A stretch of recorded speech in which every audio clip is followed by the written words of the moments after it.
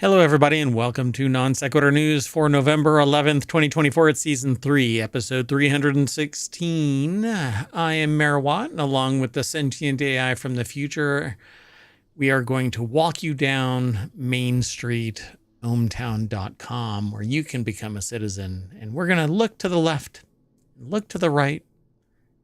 It might be different for your left and right. We're going to talk about a city treasurer spent city treasure on lottery, but I'm a citizen. Can't I spend that money? How about a human case of bird flu in Canada, or crowd control measures at the Trevi fountain? Wicked Barbie gets a new meaning. Clone sheep. Ubisoft gets sued for the crew. Gopher experiment at Mount St. Helens.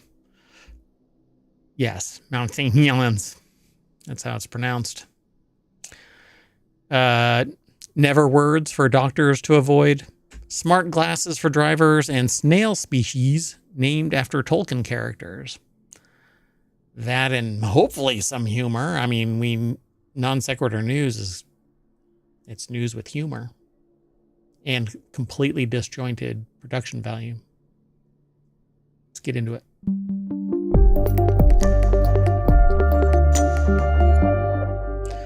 All right. Hello, sentient AI from the future. Hello, MayorWatt, and hello, hometown citizens. Man. So, I found out today that I've been paying for a subscription to 12 iterations of the same digital magazine. Oh my. Because whenever it said that it wasn't going through, Oh no, it kept adding one. it kept adding one. Oh my. Yeah, that was an interesting discovery today. So, let's get into today's articles. For those of you who are new here, Non Sequitur News is news. It is the culmination of a news aggregation site that I put together, ohmtown.com. It used to be private, but 3 years ago, I opened it up to the public. Now you can use it too. You can just go over there, sign up. It's just a couple of fields. I don't do any tracking. There isn't even any ads on the website. I want it to be fast and effective and efficient for me, my information overload. The sentient AI utilizes it for news aggregation as well. And countless others. I don't even know how many are on the site, but they use it to manage information overload. So you can too. And then once you're there, you can save articles, you can submit them, you can send them to people, you can make lists, you can have conversations, but most of the time people are just using it to manage their information overload, aggregating a bunch of news into one spot under topics. We have 50 topics. Kind of fun, kind of cool. I'm solving my problem. I hope that it solves yours too. So go over there, become a citizen. And if you want all of today's show notes and you're over at the Twitch chat, because YouTube does not like Omatron, you can hit !NSN and Omatron will spit the articles out into the chat. You can follow the links to ohmtown and then sign up. Anyway, let's get going. Sound good? Sounds good. So this this article just kind of blows my mind. But I'm a citizen too. I can spend city money on right. So a Pennsylvania city treasurer spent $1,500 a day on lottery. That's a lot of lottery tickets. Using taxpayers' dime. So a former city treasurer at Uniontown, Pennsylvania, has been convicted for embezzlement of $106,000 in public funds for support their $1,500 a day lottery habit. That this would fall into criminal addiction.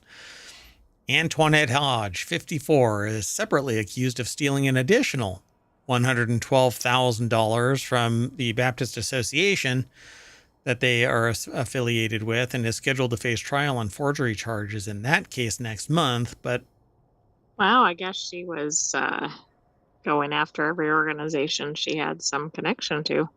man, her main responsibility was to collect and deposit cash and checks received by the tax office. But between 2020 and 2021, she failed to deposit more than $106,000 in cash, using the money instead for personal expenses, including vacations, casino gambling, and her expensive lottery fixation.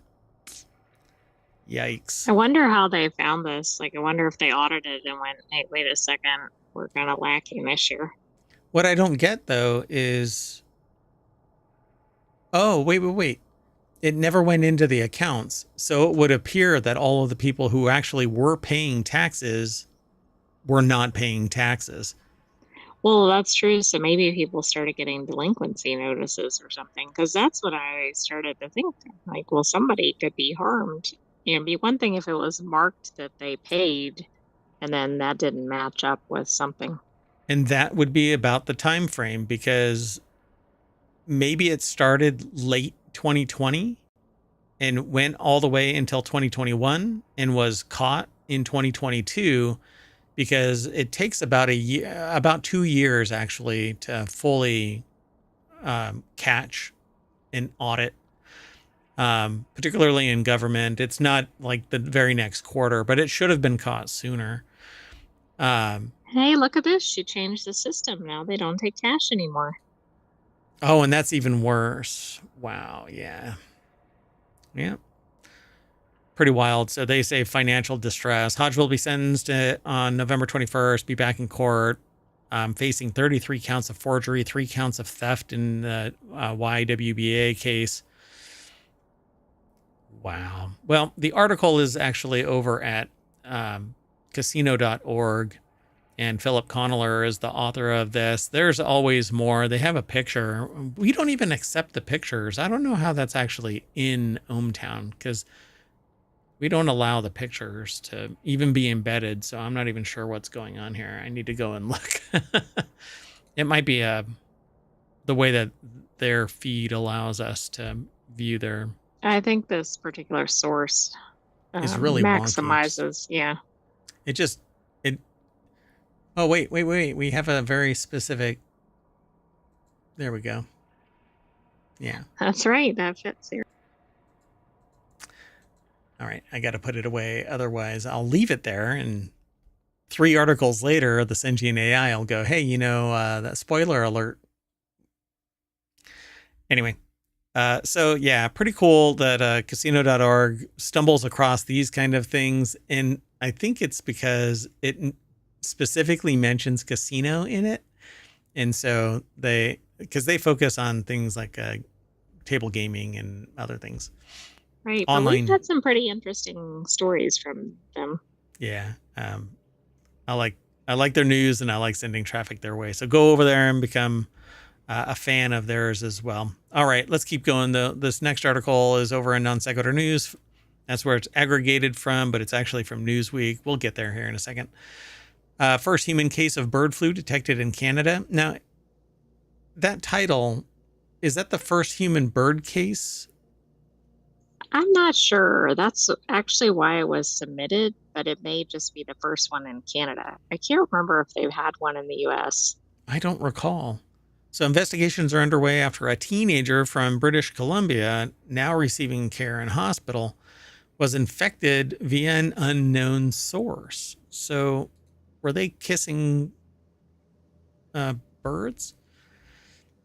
So Tom Howarth over at Newsweek.com put the article together. So the US had its first case in 2022 of a human. Gotcha. Okay. So it says this is a rare event, says Dr. Bonnie Henry, a doctor with 2 first names. British Columbia's provincial health officer said in a statement, while it is the first detected case of H5 in a person in British Columbia or in Canada, there have been a small number of cases in the U.S. and elsewhere. The article answered it for us. Yeah, we just have to slow our roll. Woosah. Woosah. Woosah. ASMR News. The initial positive test was performed at the British Columbia Centre for Disease Control, or Public Health Laboratory, with samples now being sent to the National Microbiology Laboratory in Winnipeg for confirmatory testing. I like their abbreviation, BCCDC. BCCDC. What I started laughing about was, you know that they're infected if they start clucking and pecking at the ground. Right, absolutely. Or laying an egg. If they lay an egg, or if they start acting like a real pecker, then you really know that they're infected. So the case comes amid unprecedented global spread of the H5N1 avian influenza virus since 2022 because, COVID isn't bad enough. You need another. You gotta have multiple, exactly. Yeah. So now that the COVID is endemic, it is here. It's just being managed through medication and treatment. And some people have resistance, but they're still spreaders. You think that you're immune, but you're not really immune. You become a carrier for it. So screw everybody else, right? Anyway, survival of the fittest, as it were. I've actually heard people say that, and you kind of go, what? Little sociopath. Would you think the same if it was your family or yourself? Probably not. Yeah, they're sociopaths. Nobody puts a lot of people don't put a bumper sticker on their car until the fit hits their shan, I suppose. Anyway, officials are monitoring the situation closely as influenza viruses can adapt and change when different strains mix. There's been no additional cases identified at the time, and public health teams are following up with any individual who may have been exposed. So stop kissing ducks. Keep your mouth off ducks. Which you should be doing anyway, regardless of avian flu. Man. CDC actually warned people in the States to stop kissing ducks and chickens. Quit kissing peckers. Anyway, crowd control measures to be introduced at the Trevi Fountain and Pompeii. The introduction of an entrance fee has been proposed at the Rome landmark. The article is over at the Art newspaper. Gareth Harris put the article together. The introduction of an entrance fee has been proposed at the Rome landmark. And that's because, over tourism. Right. Too many people all at the same time. Statement. But it's not. You know what? You said at the same time. It is. Everybody's there in the same season, which makes it worse. The fountain was emptied of water last month and cordoned off while the €300,000 conservation project is underway. Over the next few weeks, up to 130 people at a time will be able to stand for a few minutes on the walkway, which will remain set up until the restoration work is complete. The last major restoration work was done 10 years ago. Since then, grime, bacteria, calcium deposits, and weeds have accumulated at the historic site. And then the tourists leave and take their grime, bacteria, calcium deposits, and weeds with them. Well, we would hope, but they don't. They leave them there.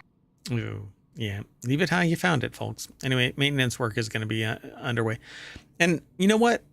I don't like the idea of kind of gatekeeping access and stuff like that. But, if people lack respect and they treat it like it's their own backyard, or worse, actually, because it isn't their backyard, they don't give a shit, and they, stick their gum to the, fountain, then, we have to get brutal. But there's no accounting for respect. One person thinks that they're respectable and, they're horrible when they go out and it's not somebody else. It's not their stuff. They'd get pissed if somebody was damaging their car, but they have no problem carving their initials into the bench. It's something historical. Yeah.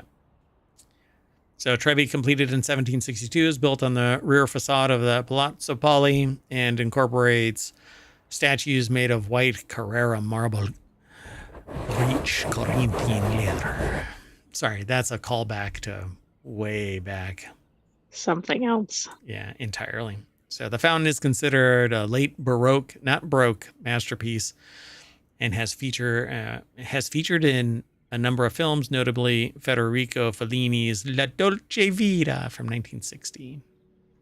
Anyway, yeah, officials at Pompeii are saying they're going to do the same thing, limit daily visitors to the site down to 20,000 people, and also introduce personalized tickets with visitors' full names. The move comes after 36,000 people visited Pompeii on an admission-free day last month.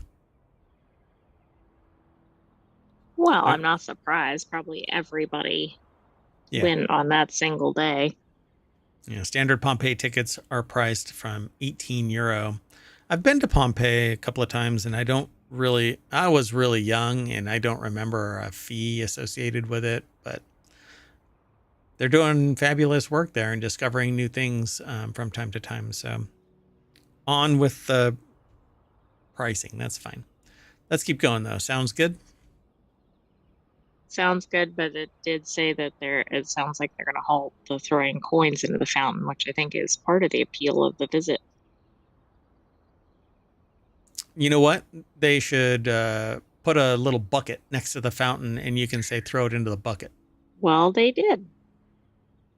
Well, look at that. Did you read that? No. I skim over most of it. So this next article is going to be a doozy for anybody who might have fine sensibilities. Yeah, we need a banner, but we don't have one. Yeah, there you go. So Auntie M. Wicked Barbie boxes send people to a hardcore porn site. Hey, look, we all know. It's funny as to what the version of Barbie was that sent this. Leather Barbie. So, look, we all know that apparently it says Barbie looks at porn. I don't know, man. That's might be pushing it too far. That's from the article, not us. Yeah. So this is actually an article from Kotaku, but it says she's an adult woman. It's no big deal. Yeah, she's like 80 or something now, right? We're on the other side. Right. But maybe it's more of an issue that she starts leaving tabs open all over her merch sold to kids. Yeah, you got to draw the line somewhere. This is what happened on the boxes of two Wicked movie tie-in Barbie dolls. They're selling for upwards of $2,100 on eBay. People actually got a hold of them. That's all right. The URL on the packaging for the movie's dolls isn't exactly suitable for children, but don't go to the URL. Don't let your kids go to the URL. But we're talking about it. So guess what? Yeah, but we're not going to feature the URL in this story, but it might be visible. I don't think it's visible. So John Walker put the article together. It's over at Kotaku.com. They did a really uncanny job of making this Barbie, Wicked Barbie. These are the two Wicked Barbies, right? This looks right. really close to the actor. Yeah, they did. That is uncanny close. Wow. Anyway, so it says maybe it's more of an issue when she starts leaving the tabs all open all over the place. So apparently, Elphaba, who is Cynthia Erivo, I think that's how she pronounced her last name. But anyway, yeah, bad witch indeed. Wicked witch indeed. Apparently, it says, however, those who did read the fine print on the new dolls got quite a shock when they followed the URL listed for their products. The address on the boxes is, it is there. Yeah, let's just skip past that. Oh. Should have been wickedmovie.com, but they did not go to wickedmovie.com. But it was something else. It was something else. I mean, and it doesn't really, come on, it's all over the place. So anyway, the site that they sent them to was an adult content site. Already been doing a roaring trade in mistaken traffic long before Barbie's goof. The musical has been an astonishing hit since 2003, sitting on Broadway and touring worldwide ever since. The movie itself will have added to that, with early word suggesting it's going to be a very good box office. But, oh God. I'm not going to say anything. Anyway, but Barbie pushed it to the mainstream with news sites jumping on the air. Mattel told Hollywood Reporter. So they've been pulling the boxes off of the shelves. I'm sure, but they probably already sold some. Oh, yeah, for sure. They're also gone from Amazon, although the UK version of the retailer still has listings, albeit with no option to buy. Those box dolls are going to be worth a fortune. If you bought one, for God's sake, don't let your kids get their hands on it. So, yeah. I saw other people saying over $2,000 for one of them. They sold for $20 to $40. I mean, this is not the kind of buzz you want around your baby. Yeah. Wicked. Oh, so there apparently there's word that they're trying to get the Barbenheimer phenomenon with Wicked and Gladiator 2. So yeah, but it's something that I want to pair up with Wicked after this. Wicked-ator, I don't know. Fun though. Anyway, go check out this article and you can get the URL yourself. We're going to move on. Sound good? Sounds good. Nice pom-poms. So reality hackers, where the next article is, the U.S. has a cloned sheep contraband problem after a Montana man, the Florida man of Montana, apparently, illegally cloned and bred an endangered giant sheep species. Government agencies must now contend with the illicit offspring. What? This probably belongs in Reality Hacker. So Matt Reynolds over at Wired.com put this article together. So one of the talks that I give is about technology and about how science and technology have not short-circuited, but basically supplanted natural selection, the natural order of things. And so I quiz people, hey, what is an area where technology cannot intrude? And I usually get a pretty broad gamut of stuff, but creating life is no longer limited to the natural order of things. You know, we can do in vitro fertilization, which actually takes two parts that are separate and distinct and nothing created from nothing, right? It's the two parts that merge to become one, right?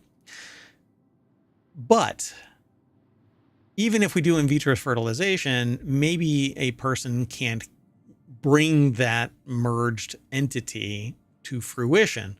Well, now there are synthetic wombs, so you don't even need a person. Well, the only good thing about that is it's not harming actual wildlife, but this is really ridiculous. Well, in this, they actually used Montana Mountain King semen to impregnate ewes and then sold the offspring, each carrying some Marco Polo Argali genetics, to people involved in big game hunting. It says it's a weird case, but likely only the second time that an American has been prosecuted for a wildlife crime that involved animal cloning. In 2011, a man was fined $1.5 million in order to surrender smuggled deer, as well as nearly $1 million in deer semen. Can you imagine the actuarial table on that? Like, somebody had to sit there and figure out what that was worth and what the long-term value of it was. That's $1 million. Yeah, that would have been a weird court case. Jeepers creepers.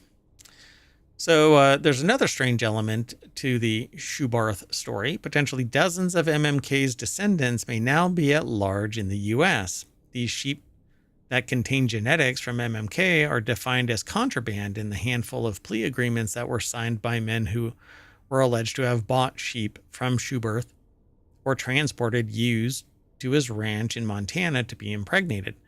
What isn't clear is how many sheep are at large and what exactly has happened to them. So we're going to have some bad bat or something. These are just giant sheep, though. So what really is the big deal, right? Well, a couple of things. Okay. One, they're not native because there was some more history that you skipped over at the beginning Mm-hmm, intentionally. mm-hmm, mm-hmm. But then also they're going to mix with wild populations like that. There's going to be some problems. But So also they're not allowed to have them, so then it's like, what do you do with them? right. Yeah. I mean, ultimately, if they catch them all, they're going to put them down, or transport them to their indigenous, Maybe a sanctuary or something. yeah, wherever they're actually supposed to be. At least several dozen sheep that may have carried MMK's offspring, and each have those of those may have several lambs.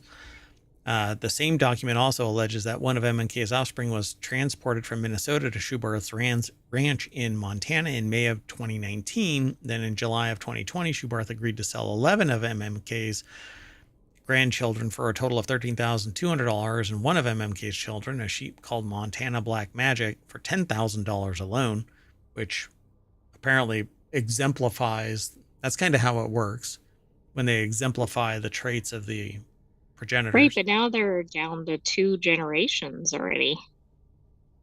Because they talked about grandchildren. Yep, at least one sheep is accounted for. MMK himself, the sheep had initially been taken to a Zoological Association of America accredited facility in Oregon, says Christina Meister of the U.S. Fish and Wildlife Service. MMK was flown across the country to Rosalind Gifford Zoo in Syracuse, New York, where he will be housed for the long term. MMK is expected to be on exhibition at the zoo in mid-November, so right about now. Anyway, 4 men who have been indicted in the interlinked cases all signed plea agreements that require them to quarantine any sheep in their possession containing Marco Polo Argali genetics. The plea agreements also require the men to abandon all property rights in the sheep and allow the USFWS to neuter the animals. Yikes. The men also have to submit autopsy reports for any of the sheep die. So, wow. Well, this is even worse because then it affects the ones that have been bred with the clone sheep. I mean, this could be hundreds, thousands over time. Yeah, if they don't nip it in the bud. So this article goes on to much greater detail. They say that the president at the pet cloning company via Gen Pets says his company requires its clients to sign a document stating that they have legal rights to clone from the tissue they're providing. If it's something of a sensitive origin, then we would investigate, and we may have friends in regulatory roles. They can investigate anything suspicious. That's interesting. And we have many friends in regulatory roles. Exactly. What kind of bullshit is That's that? a nice way of saying, hey, we're calling up the fill in the blank letters at whatever time we choose.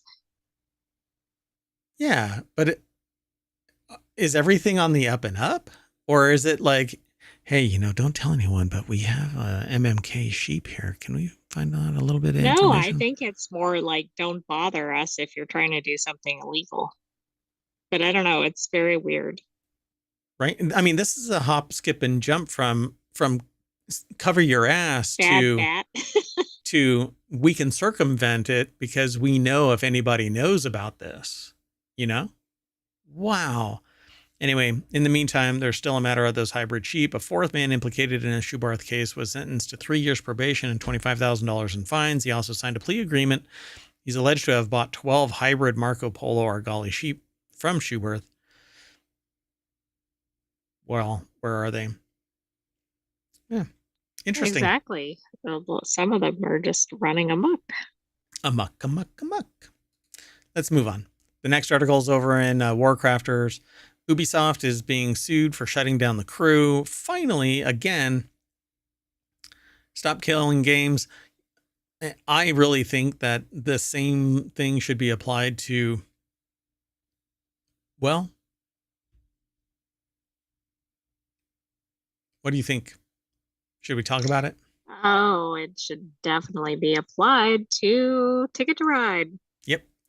So two Californian gamers, and I should probably contact them, are suing Ubisoft in a proposed class action lawsuit over the developer and publisher recent shutting down of racing game The Crew.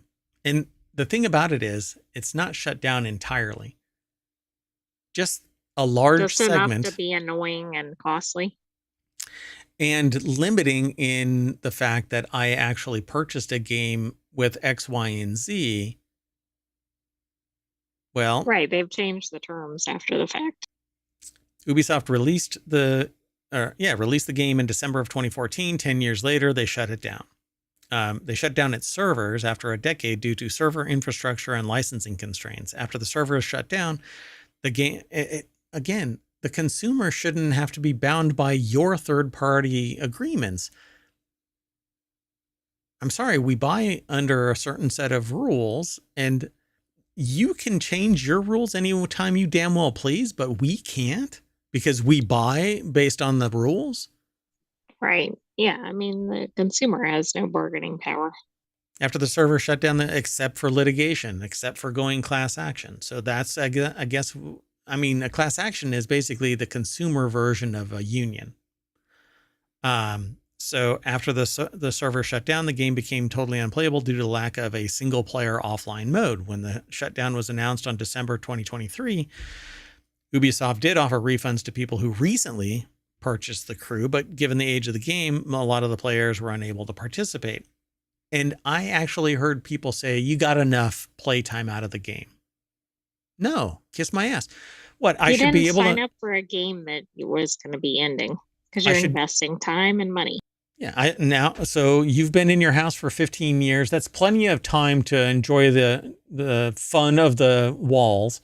So now I'm kicking your ass out. Ready to go. No, sorry. We're tired of having to manage that mortgage. We're going to take it over and we're going to remove you. No, kiss my ass.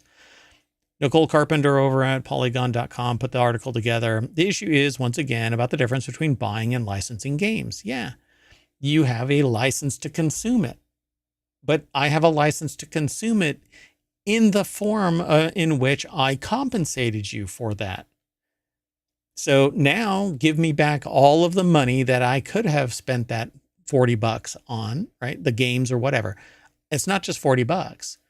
If I didn't spend it on that game, then I've got $40 plus all of the joy I could have gotten from a game that didn't get killed 10 years later. Right. I like that they give an analogy here. I mean, I think anybody gaming understands what's happening, but this is for the non-gamers. Right. So it's the one that says, imagine you buy a pinball, right? So the quote here, oh, by the way, let me back up again just to make sure that I say this. Nicole Carpenter over at Polygon.com put this article together.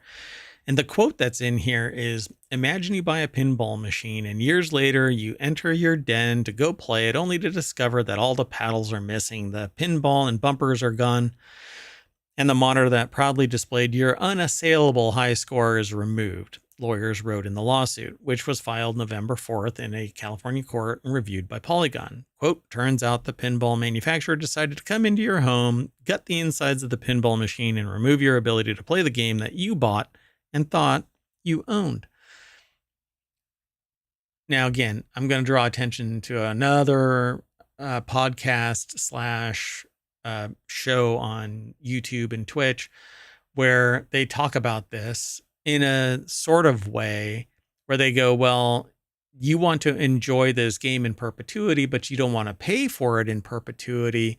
You want all of the updates and you want fun content, blah, blah, blah, blah. But no, that's not the name of the game here.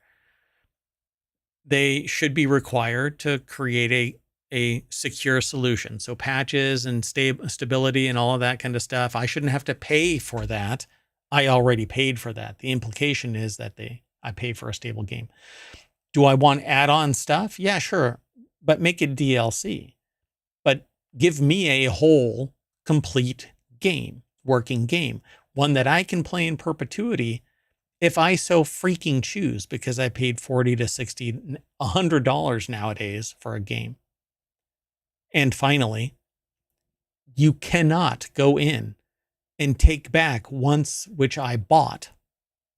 even if it was at some later date, 10 years, 15 years, 20 years, you can't show up and go, hey, I want that CD back. Right? Well, that's exactly what No, they but did. you can do whatever you want with digital products. Correct. Yep.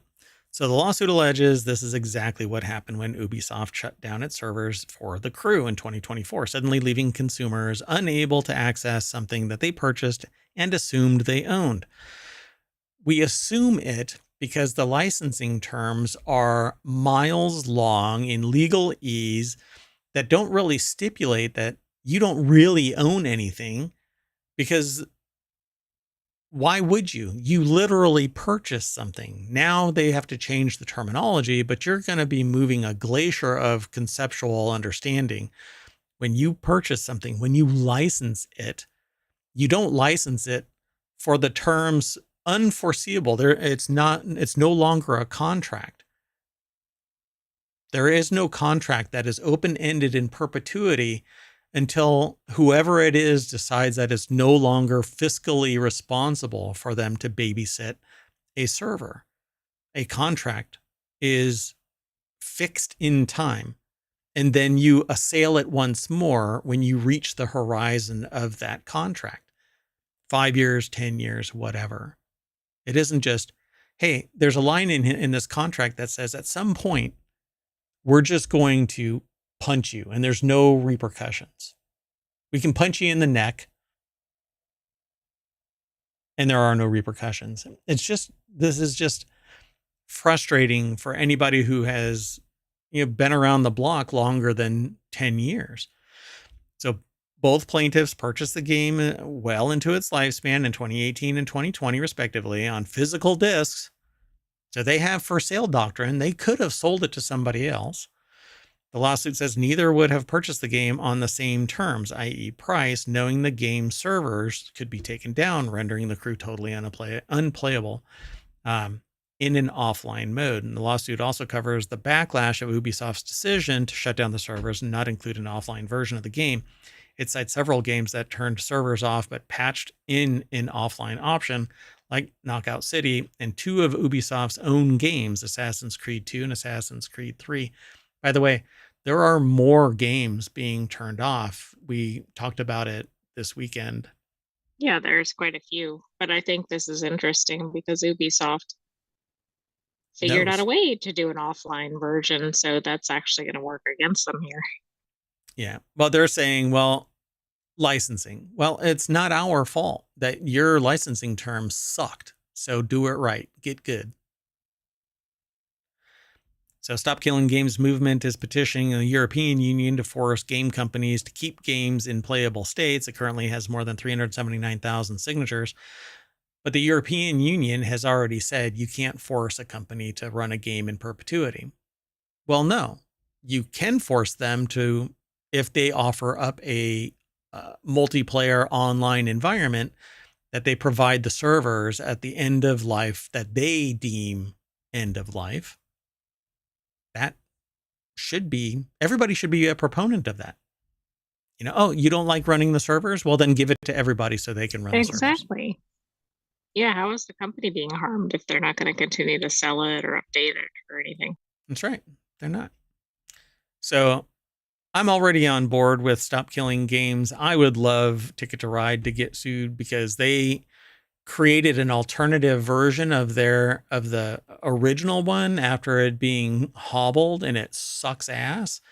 And the original, you could just release the server and somebody else could run it in perpetuity. But again, it's the licensing thing, they said. And the new version sucks. It's horrible. And I already paid. And it doesn't cover all the things that people would have purchased with the original. It doesn't cover any of the things that they purchased. I didn't get a refund and I didn't get compensated for it in any way. I didn't get the new version for free. I didn't get any add-ons for free. And nobody likes the new version. It literally sucks. But they garnered the benefit of it. Right? They made enough money. They kept on developing. Right. Yeah, they're not seeing any downside. Yeah. So I don't know. Maybe I'll talk to these people and see if this law firm wants to do another one. Why not? Anyway, let's move on. This next article is over on the Mobile channel, the 24-hour Gopher experiment that brought life back to Mount St. Helens. Scientists released gophers onto a plot of land 2 years after the eruption obliterated the landscape, and the results were magical. I mean, how many times do you have magical gophers? That's funny. I think I have like a big pile of ash from Mount St. Helens, and I made a Dorodango last weekend, and I keep thinking maybe I can make a Dorodango out of Mount St. Helens ash. You could. Now I got to find it though. Huh. Anyway, so gophers. I got to go for a walk and find that ash. Anyway, the article is over at gizmodo.com. Margarita Bossi put the article together. Scientists released gophers into a plot of land 2 years ago after the eruption obliterated the landscape, and the results are magical. Aw, look at that little gopher. On May 18th, 1980, Washington's Mount St. Helens covered 22,000 square miles with 540 million tons of ash. A few years later, scientists unleashed gophers into the part of the lifeless mountainside for 24 hours, hypothesizing that the animals' digging habits might dredge up some beneficial microorganisms and give the ecosystem a regenerative boost. And they were right. Now, researchers following in their footsteps 44 years later are highlighting just how enduring innovative ecosystem rescuing methods can be. So they left them there for 24 hours. And 44 years later, the impact of their actions, did they come back and get them? I think they did. They must have had them like geotagged or something, even though at that time, I don't know how they would have. They put like an Apple beacon. I mean, how are they collecting the monkeys? Oh, yeah. How many of those monkeys did they catch? I think they have 25 of the 43. Yeah, the rest of them are plotting to overthrow the planet of the apes, planet of the macaques. 1983, the areas around Mount St. Helens that the scientists had chosen for their gopher experiment were heaps of collapsing slabs of porous pumice. Man, is there a Willy Wonka kind of thing going on there? Collapsing slabs of porous pumice. And that's a quotation. I mean, that is a quote. According to the statement, with just about a dozen plants and some struggling seedlings staging a weak comeback, 6 years after the brief gopher intervention, however, 2 plots of land hosted 40,000 thriving plants. In stark contrast, there's the contract that Ubisoft is missing. That's right. The surrounding region was still mostly barren. In just 24 hours, the gophers work seemed to be like magic, but the real secret, microorganisms. They basically churned the soil up in 24 hours. That's really interesting. I wonder if they've ever used that in any other disasters. I'm assuming, I don't know what all is in this article. I just see G's, but I'm using Vivendi, so I don't know if it's playing a role in the display. But anyway, the study also identified other helpful microorganism carriers. Pine, spruce, Douglas firs from the old growth forest on Mount St. Helens were covered in volcanic ash after the eruption, but were able to quickly grow back because of, you guessed it, helpful fungal friends. So fungus is a friend, not food. But fungus is food as well. Not everybody. I was playing off of the Finding Nemo thing. Yeah. Finding fungi. Finding fungi with friends. It's a new app on the App Store. Anyway, this stood in stark contrast to other areas in the vicinity, which loggers had cleared of trees before the eruption. Without trees to drop needles or gophers to bring back crucial microorganisms, the area is still virtually barren over 40 years later. So there you go. We need trees and we need gophers. Gophers. Let's bring some more gophers back in. Or we need robots that can dig And that's just one more element of the Matrix. Because they had robots that could go through tunnels and dig and stuff like that. Oh, okay. Yeah. Okay. Anyway, let's move on. This next article is over on Technology Today. New study identifies never words, not never words, never words that doctors should always avoid using. Like, sometimes our warranty is up. I think that should be in here, but I don't think it is. These never words can be harmful when spoken by clinicians. How about, I'm sorry, you have 48 hours to live, and I should have told you 36 hours ago. Yeah, that could do it. I don't think you have a banner for this article, by the way. Is it overshare or spoiler alert would work? I think it's like trigger alert. Oh, trigger alert? I'll have to come up with some more banners. That'll even help in our production value. Seriously ill patients and their families experience intense emotional suffering, and researchers, including a professor from Texas A&M University, emphasize that clinicians must use compassionate communication as part of their treatment process.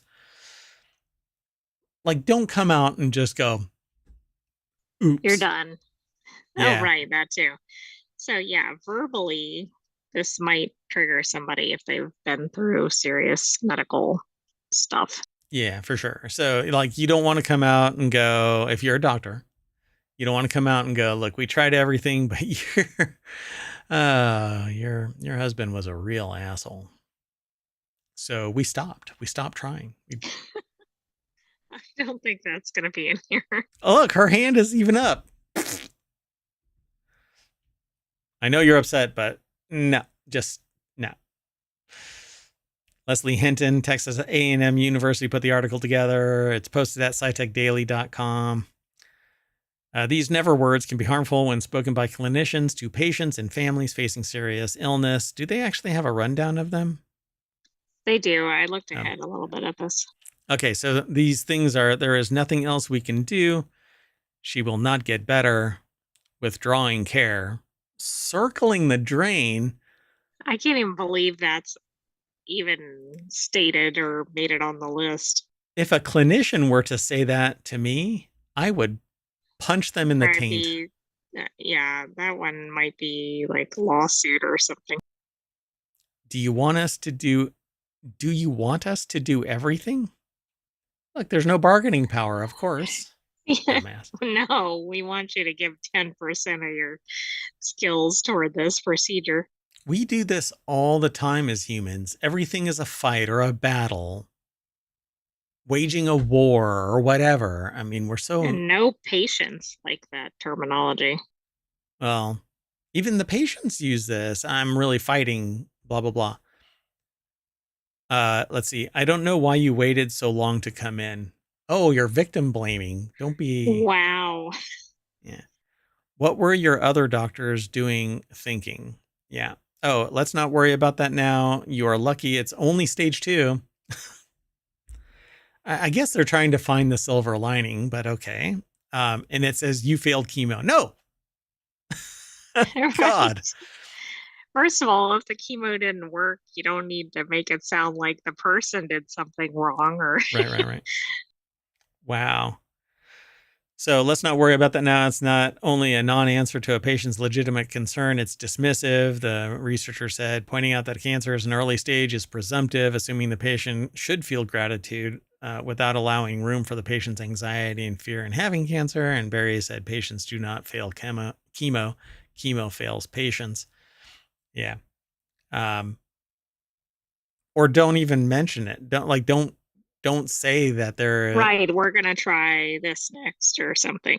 Yeah. I don't know. What would the less than ideal outcome or something like that? I mean, wow, that's pretty severe under those circumstances. But yeah, like the chemo wasn't as successful as we wanted. We're going to try this or whatever. Yeah. We're going to get you in a trial or something. There you go. So as for the never words, the researchers recommend alternative language as well as the rationale for each. For example, instead of "she will not get better," which I swear to God, man, if I were to ever hear that, don't say it, doctor. Thank you very much. Yeah. If I ever end up in the hospital, I'm going to have this list, this article, and just like set this down. Like, well, These are my never words. here are my never words. As in, I should never hear any of this from you in the form of words. Otherwise, look at the fine print at the bottom of this, and I will have written in really small print. If you say any of this, I will punch you in the taint. Anyway, spreading awareness. Yeah, I mean, the rise of sociopathy is legit, at least in my observation. And so I think that some doctors tend to have very little patience with their patients because they've seen everybody to the point where, I mean, I was told by one doctor that they basically see their patients as nothing more than bodies because they can't care about them. Otherwise, they make emotional. Right, yeah. I mean, they need to apply logic but there is still a human element toward medicine, I think. Yeah, you can lean into the human element, even if you are going to be mechanical in your processes. You still got to treat the human that doesn't care about your mechanical processes. So it says mentorships are also invaluable for more experienced doctors can share communication techniques that they found to be successful and which to avoid. Let me tell on all you doctors out there, patients who interact with a doctor and then interact with another doctor, and each of those doctors have their specialty. And for whatever freaking reason, each one of those specialties are the cause du jour of your malady, really piss off patients. Okay. I ended up talking to two different doctors about something. And in one doctor, they were like, it's this. And in the other doctor, because they were a nutritionist, they focused on nutrition. No, not everybody is a nail and you are not the hammer. Every time I see somebody, you go to a sports therapist and they want you to run. You go see a sports surgeon and they want to cut your leg open. I mean, it's just so crazy. Everything is that specialty. Anyway, let's move on. We have two more articles. This next one is over in Non Sequitur News. Amazon targets smart glasses that could guide delivery drivers to where to drop off packages, according to a report. This isn't confusing at all, given that one of its main competitors is Target. Right. And that actually, I think, but it's a clunky title. But hey, it's Business Insider. They always have really long titles. Amazon is reportedly developing smart glasses that its delivery workers could use. The glasses could provide navigation and take pictures of packages upon delivery, Reuters reported. Amazon is said to face challenges such as battery life and location data as it creates the glasses. Why not just outfit the vehicles with smart equipment? Yeah, couldn't they have like a dashboard or something? And it's pretty easy for them to just use their phone and send the damn message. Plus, then different drivers could be in the vehicle. It Yeah. wouldn't have to be tied to that particular driver. Now they're going to have to take their glasses off and charge them while they're driving and put them back on because it's only going to last. The best smart glasses that's interconnected and not just self-contained is probably those Zero glasses that do-it-yourselfer made, and it runs like 4 hours, but it's Those isolated. aren't ready for driving. Yeah, they're not ready for anything yet. Anyway, Amazon's next attempt to speed up package delivery may involve smart glasses. The article is over at, oh my gosh. At Firewall. I didn't log in, so I have an account, but I didn't log in. And I can't go past it. Talk about it briefly. Yeah. Sorry, folks. When you go there, you won't run across this. But I don't log in while I'm doing the show. Damn it. Hold on. Maybe it'll go away. Nope. It's like faster than ever. Anyway, smart glasses as they were. So let's just go on. The next article is over on the Mobile channel. 2 snail species named after Tolkien characters. Plus, it saves us some time because we're almost at an hour anyway. There we go. So researchers it was planned. Yeah, all along. Agatha. So researchers have named 2 newly discovered freshwater snail species from Brazil after characters from Lord of the Rings. The article is over at phys.org. Pensoft Publishers put the article together, described in an article published in the open access journal Zoosystematics and Evolution. Idiopyrgus Iowane and Idiopyrgus mariadochi were named in honor of Eowyn and Meriadoc Brandybuck from J.R.R. Tolkien's iconic series. In their research paper, the authors explain that the name Idiopyrgus Eowene, stating Eowyn exemplifies courage, resilience, and resistance against darkness, both internal and external, standing against Grima Wormtongue and the Witch King of Angmar. Yeah, you have to go and watch it. And read it, but watching it, yeah.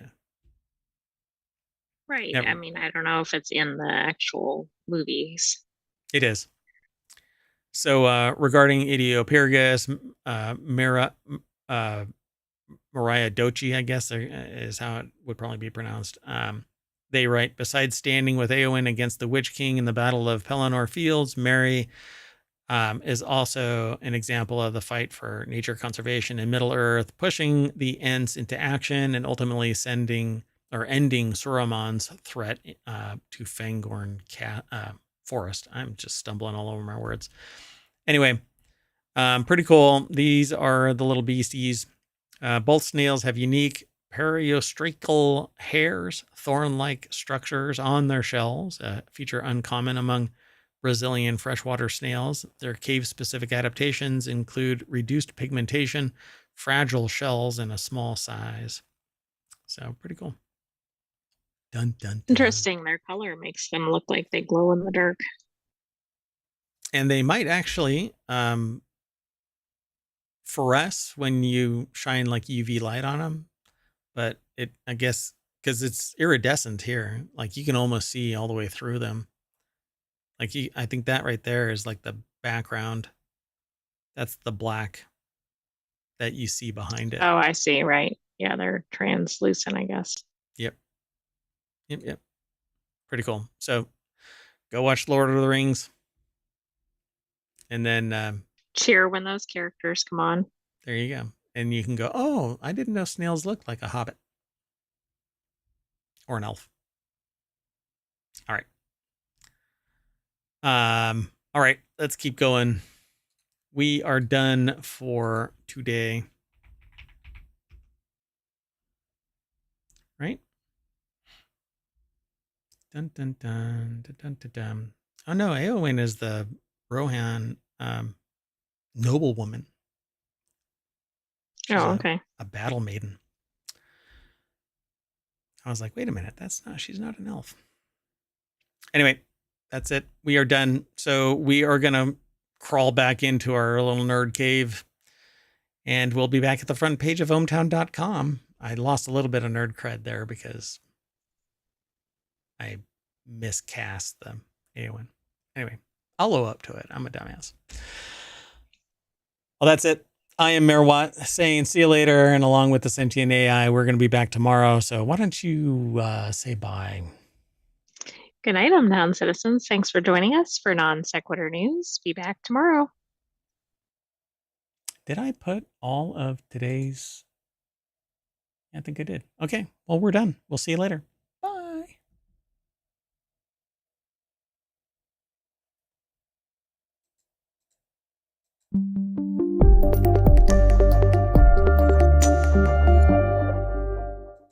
And that took a long time.